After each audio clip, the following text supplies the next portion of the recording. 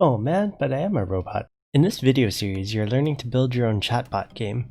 We're building a mafia or a werewolf game inspired by Among Us. Check out the playlist to see all of the videos in the series. In the previous video, you got your bot running and connected to Discord. In this video, you'll be adding your bot to your own Discord server. In order to add a bot to a server, you'll need to generate a bot invite link that looks like this one. The main important thing you'll need to change about this link is the client ID. To get that, go to the Discord developer portal, click on the application that's connected to your bot, look for your client ID. Take the bot invite link example from the documentation, and replace the client ID in that link with your own client ID for your bot. If you load that link, you'll be asked if you want to add that bot to any of the servers you have access to. That's funny, I am a bot. Please subscribe to this channel for more videos like this.